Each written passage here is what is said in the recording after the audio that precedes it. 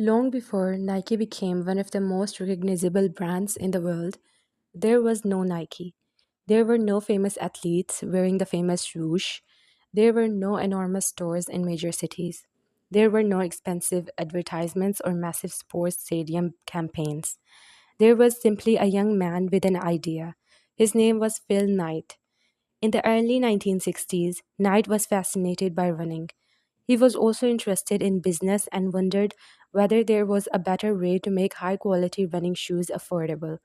At that time, many of the best running shoes were made by companies outside the United States. Knight believed there were an opportunity, but an opportunity is not the same thing as success. He had to convince people to believe in an idea that did not yet exist. And that is where Nike's story truly began. After graduating from University of Oregon, Knight continued his education at Stanford University. While studying business, he wrote a paper about a simple idea. What if high quality athletic shoes could be produced in Japan and sold in America?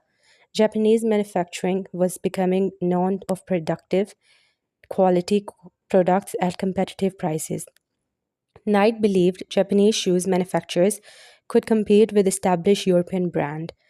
It sounded interesting on paper, but turning a university idea into a real company was much harder.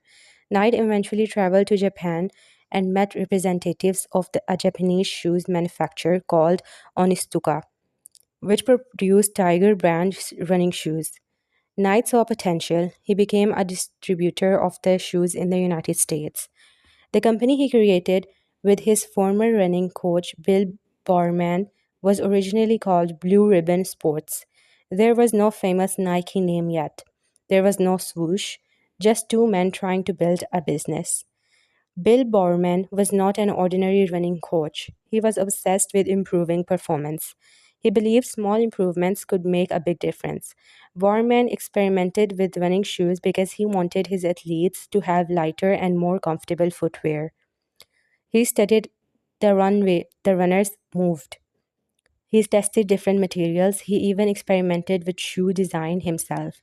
His goal was simple: make the athlete better equipped to run. This attitude would eventually become one of the most important ideas behind Nike.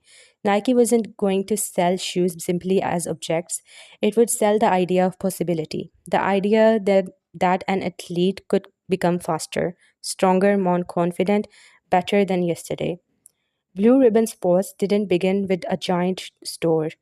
Knight often sold running shoes directly from the trunk of his car. Imagine that. Today, Nike products are sold across the world. But in the beginning, Knight was personally carrying boxes of shoes and approaching runners. There were no huge marketing campaigns, no celebrities' endorsement worth millions, no global distribution network, just determination. Knight would attend athletic events and try to convince runners to try the shoes.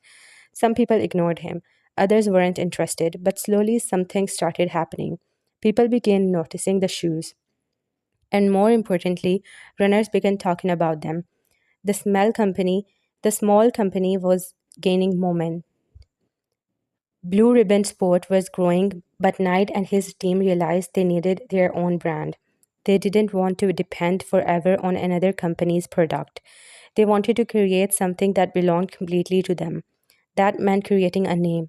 According to the company's history, one employee suggested the name Nike, inspired by the ancient green goddess associated with victory. The name was short, memorable, and connected perfectly with sports.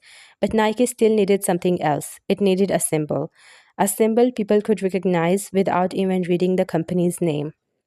In 1971, graphic design student Carolyn Davidson created the famous Nike swoosh. The simple curved symbol would eventually become one of the most recognizable logos in the world. But at the beginning, it wasn't treated like a priceless masterpiece. It was simply a new logo for a growing company. The swoosh represented movement, speed, energy. It looked like something moving forward, and that perfectly matched the company's ambition. Nike now had a symbol, Nike had a name, but it still had to prove itself. One of Borman's most famous experiments involves something very ordinary: a waffle iron. Bowerman was looking for a way to create a running shoe sole that could provide better traction while remaining lightweight. One day, the idea came from the pattern of a waffle iron. Instead of making waffles, he began thinking about what would happen if a similar pattern were used on a shoe sole. The result was the waffle trainer. It became an important product in the Nike's development. The lesson was bigger than the shoe itself. Innovation doesn't always come from expensive laboratories. Sometimes it comes from simply looking at an ordinary object differently. Nike was beginning to establish itself as a serious athletic brand, but the company needed athletes, not just famous athletes, real runners. People who could test products under pressure. Nike developed relationships with athletes and coaches and continued improving its shoes. The company understood something important. If athletes trusted the shoes, customers would notice. Nike wasn't just trying to convince people through advertisements, it wanted its product to perform, and the philosophy became central of the brand. Then came one of Nike's most important strategic moves. The company began connecting its brand with expansional athletes. One of the most famous partnership was Steve Prefontaine, an American distant runner and former University of Oregon athlete coached by Bowerman. Prefontaine became an important figure in Nike's early history. He was known for his competitive spirit and aggressive running style. Nike association with athletes helped changed the way people thought about sports shoes. The shoes weren't simply equipment, they became part of an athlete's identity. That Nike idea would later become one of Nike's greatest strengths. Nike grew in a highly competitive sportswear industry. Companies were fighting for Nike knew the simply making shoes wasn't enough. It had to keep improving, it had to understand athletes, it had to create products people wanted and it had to build powerful emotional connection. Nike gradually expanded beyond running. Basketball became increasingly important. Training became important. Football and other sport became important. Nike was becoming more than a running shoe company. It was becoming a sport brand. Then came a partnership that transformed Nike forever. In 1980s, Nike signed basketball superstar Michael Jordan. At that time, Jordan was a young player with enormous potential. Nike developed a signature basketball shoe and brand around him. The result was Air Jordan. The partnership became one of the most influential athlete brand sportships in history.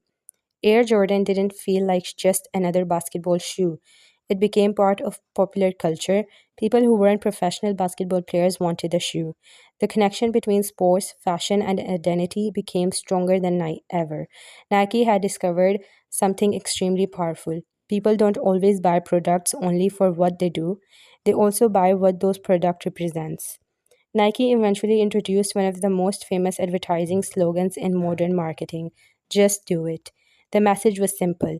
It didn't tell people they had they also buy what those products represents. Nike eventually introduced one of the most famous advertising slogans in the modern marketing: just do it. The message was simple. It didn't tell people they had to become professional athletes. It wasn't only about winning competitions. It was about taking actions, getting started, pushing through doubt, moving forward.